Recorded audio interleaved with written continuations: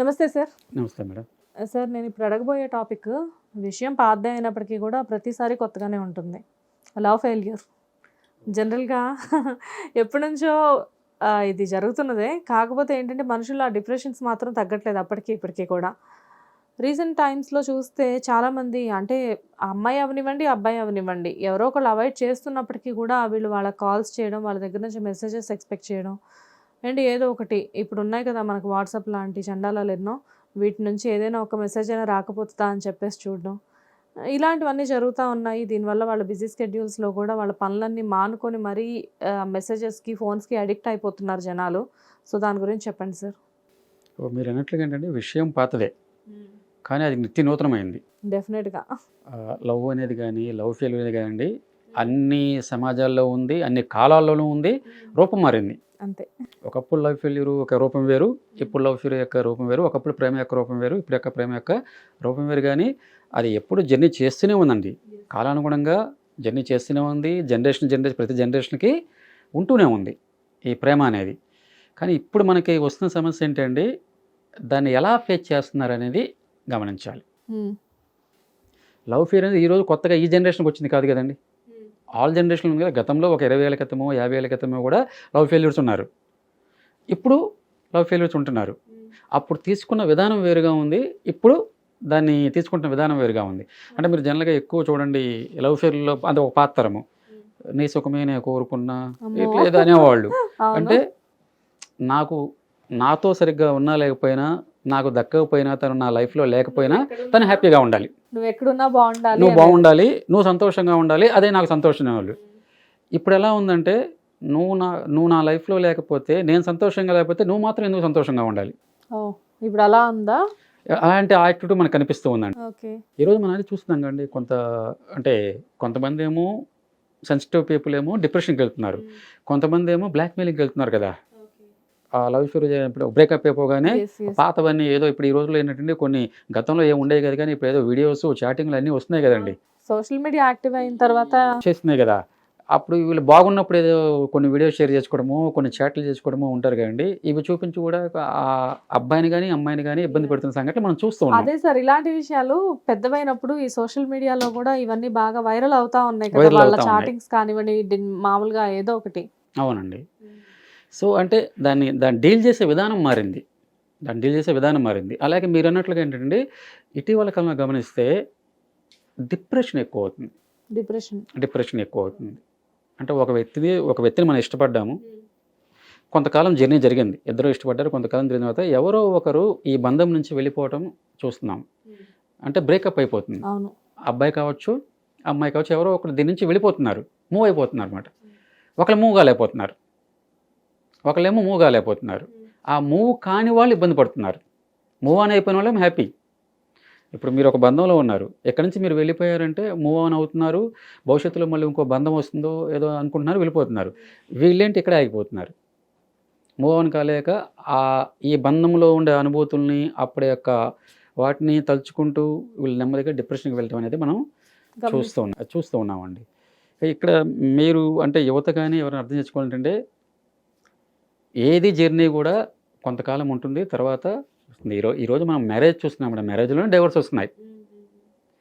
10 ఏళ్ళు 20 ఏళ్ళు మీరు సెలబ్రిటీస్ కూడా 30 ఏళ్ళ తర్వాత కూడా డైవర్స్ తీసుకున్న మనం చూస్తూ ఉన్నాం. 30 years తర్వాత కూడా చూస్తూ ఉన్నాము. అంటే ప్రతి బంధానికి కూడా ఎక్కడో ఒక చోట ఒక ఎక్స్పైరీ డేట్ అనేది వస్తూ ఉంది. ఫస్ట్ అది గుర్తుపెట్టుకోవాలి. మనం ఒక బంధంలోకి అడుగు పెట్టేప్పుడే ప్రతి బంధానికి ఒక ఎక్స్పైరీ డేట్ ఉంటుంది. దానికి మెంటల్గా ప్రిపేర్ అయి ఉండాలి. బంధంలో ఉన్నంతకాలం మనం ఎంజాయ్ చేస్తాం. ప్రిపేర్ అవ్వడానికి మనకి జనరల్గా మన ఇండియన్స్కి ఎమోషన్స్ చాలా ఎక్కువగా ఉంటాయి కదా సార్. అవునండి. అంటే మన కల్చర్లో ఉన్న భాగంగా ఉన్న కాన్సెప్ట్ ఏంటి అండి, మనకి ఎమోషనల్ డిపెండెన్సీ ఎక్కువ, కోడిపెండెన్సీ ఎక్కువ అండి. ఓకే. కోడిపెండెన్సీ అంటారు సైకాలజీలో. కోడిపెండెన్సీ అంటే ఒక వ్యక్తి మీద పూర్తిగా ఆధారపడిపోవటం ఎమోషనల్గా. వాళ్ళు వద్దు అంటున్నా, ఇప్పుడు ఒక వ్యక్తి నా పట్ల ఇష్టంగా ఉన్నాడా లేదా అనేది మనకి వాళ్ళ ప్రవర్తన ద్వారా, వాళ్ళ మాటల ద్వారా తెలిసిపోతుంది కదా. అవును సార్. అది పెద్ద సీక్రెట్ ఏం కాదు కదండి, తెలిసిపోతుంది. వాళ్ళకి తెలిసినా సరే మళ్ళీ ఆ వ్యక్తే కావాలనుకుంటున్నారు. అది కో డిపెండెన్సీ. అది ఎలా ఉందంటే కొంతమంది ఇగ్నోర్ చేస్తున్నారు అని తెలిసినా కానీ వాళ్ళని కోరుకోవడం అనేది అది పిచ్చితనమే కదా. పిచ్చితనం కాదండి, సైకాలజీలో దాన్ని కో డిపెండెన్సీ అంటారన్నమాట. కోడిపెండెన్సీ. కో డిపెండెన్సీ. ఓకే. ఈ కో డిపెండెన్సీ ఉన్నవాళ్ళు ఏంటంటే అవతల వ్యక్తి ఈ బంధం నుంచి నేను బయటికి వెళ్ళిపోతాను, నువ్వు నాకు వద్దు అన్నా వీళ్ళకి ఉండలేరు, నువ్వే కావాలంటుంటారు అన్నమాట. మీకు ఇటీవల కాలం గమనించండి, ఒక దంపతులు పెళ్ళయింది, సంవత్సరమే అయినట్టుందండి, భర్త ఏదో యాక్సిడెంట్లో చనిపోయారు. భార్య ఒక 1 వీక్లోనో 15 డేస్లోనో షీ కమిటెడ్ సూసైడ్. ఓకే. తను లేకుండా నేను ఉండలేను అని. ఇక్కడ ఈ classical example of the co dependency అండి. అంటే వ్యక్తి మీద ఎక్కువ ఆధారపడిపోవటం ఎమోషనల్లీ. ఈ రోజుల్లో చాలా మంది లైఫ్లో డిఫరెంట్ ఆప్షన్స్ కూడా పెట్టుకుంటున్నారు కదా సార్, మరి ఎందుకు ఈ కో డిపెండెన్సీ? అది కొంతమందికి వాళ్ళు పెరిగిన వాతావరణం కావచ్చు, వాళ్ళకి ఎదురైన సంఘటనలు కావచ్చు అండి, వాళ్ళ పర్సనాలిటీలో భాగంగా వాళ్ళకి వచ్చేస్తుంది అది. ఓకే. అంటే జనరల్గా ఏంటండి, చిన్నప్పుడు కొంచెం పేరెంటింగ్ స్టైల్, చైల్డ్గా ఉన్నప్పుడు పేరెంటింగ్ స్టైల్లో వాళ్ళు అనుకున్న స్థాయిలో ప్రేమ లభించినప్పుడు, అలాగే స్కూల్ స్థాయిలో అనుకున్నంత స్థాయిలో స్నేహాన్ని అనుభవించలేనప్పుడు, అంటే రిలేషన్స్ ఆ ఏజ్లో ఉండే రిలేషన్స్ వాటిని పూర్తి స్థాయిలో ఎంజాయ్ చేయలేనప్పుడు, అప్పుడు ఏమవుతుందంటే ఒక వయసు వచ్చిన తర్వాత ఎవరో ఒకరు మన లైఫ్లోకి వస్తారు, మనం అంటే ఈ మిస్ అయిన దాన్ని అక్కడి నుంచి తీసుకోవాలి అనే ఒక కాన్సెప్ట్ ఉంటుంది అన్నమాట. ఓకే. దాంతో ఎక్కువ డిపెండ్ అయిపోతారు వాళ్ళ మీద, నాకు తన దగ్గర నుంచి అన్నీ కావాలి అనుకోవటం వల్ల. సో ఈ స్థితిని దాటగలిగితే ఏంటంటే మనం అక్కడ దాకా వెళ్ళామన్నమాట. లవ్ ఫెయిల్యూర్ కూడా జరిగేది అదే. మీరు కొంతమంది సూసైడ్ చేసుకుంటారు, డిప్రెషన్ కూడా వెళ్ళిపోతున్నారు కదా. ఎందుకంటే ఈ కో డిపెండెన్సీ అనే కాన్సెప్ట్ ఉండటం వల్ల. ఓకే. పరీక్షలు తప్పిన పిల్లవాడికి ఏం చెప్తామండి మనం?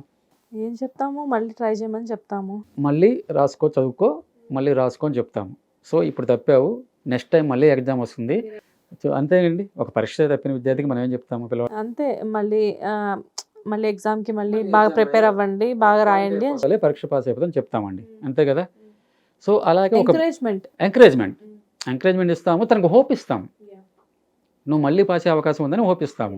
ఎక్కడ కూడా అంటే ఒక బంధంలో వెళ్ళిపోయినప్పుడు మరో బంధం వచ్చే అవకాశం ఉంటుంది కదా.